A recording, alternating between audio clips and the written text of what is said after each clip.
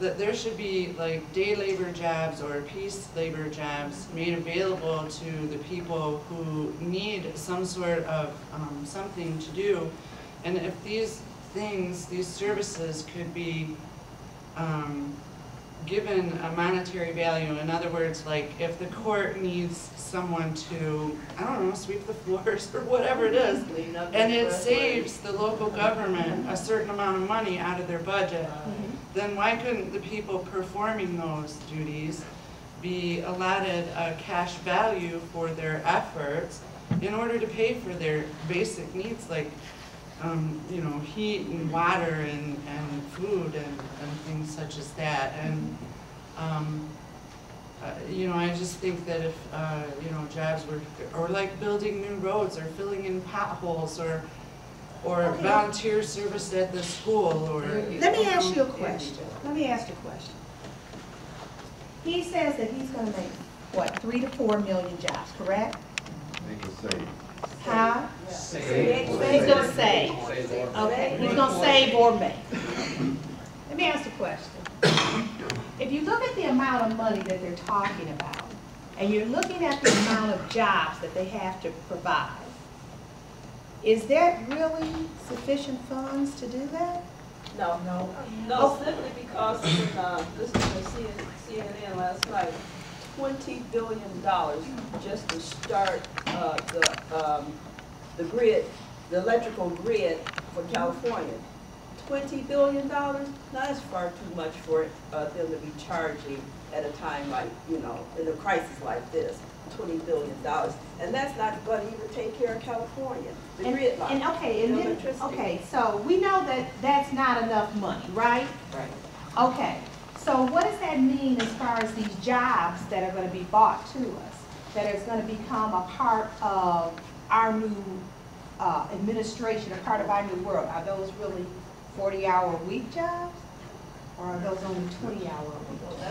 That's what Obama wants, 40 hours. Those won't be any different than the CCC or WPA, the stimulus package. This is to get us through an emergency crunch at the moment until new jobs are created. This is just kind of like, well, here's a little bit of bacon and bread for you. Maybe this will help you make it through the week. That's all this is. Okay, so is that better than unemployment?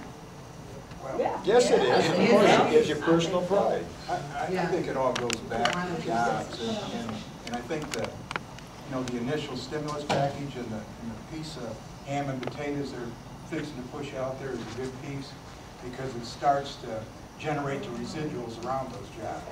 You know, heavy equipment starts to need to build more heavy equipment. People that build cable need to manufacture, so it starts to feed that. Okay, but the piece this gentleman was talking about as far as our manufacturing base. Right. Okay, so we can all get $1,000 next week. Okay, but you go to the Target, you go to the Kmart. That's right. And you look at the label. Where's that money going? China. It's going right back to China. It's not staying here. So my question is, how much money is in the stimulus plan that gives American companies incentive to bring offshore operations back to this country? And how quick do we need that? Can I say something? Go right ahead. Jobs back. I like to give everybody kind of a base on this, because I used to work at Delphi, and 15 years ago, Hey, John. before we got spun off, General Motors started a brand new revolution, and it was started by a guy named Jose Lopez. He was in purchasing, and the idea was, this is what GM needed to do to pull itself out of, because it looked like it was slipping into bankruptcy. And so what they decided to do was let purchasing run General Motors. And at that time, General Motors was one of the most powerful companies in the world. What they did was, we were suppliers and had been for 60, 70, 80 years to General Motors. General Motors started a thing called global sourcing. And they said, from now on, instead of just sourcing at AC Spark Plug, Delco, and all of our little companies, we are going to source around the world to the lowest bidder, period. And that lowest bidder must match quality. And that was it. Before that, we were in a quality war with Japan. But is there quality in that? Okay, can I One second, let him finish. Now, what happened was, because at that time I said, oh, this won't work, because GM had gone into a Deming philosophy. And this Deming philosophy is the one that Japan used to pull itself up. And so we were all trained in Deming, and then all of a sudden we shifted to Lopez philosophy, which was totally against Deming. Okay, I said Ford and Chrysler will not follow. Ford and Chrysler did follow. Before you know it, everybody followed. And if you just look recently, the U.S. military was following that procedure. They were globally sourcing jet airplanes. And so basically you have had a country that has gradually over the 15 years turned to a global sourcing way of getting products to lower their prices for the past 15 years. Now, what has happened is that we had a president and an administration that was more interested in terrorism than anything else.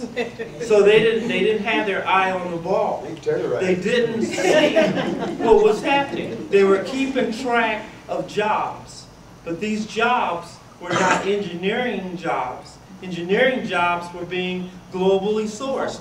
They learned not only to globally source parts, they learned to globally source people.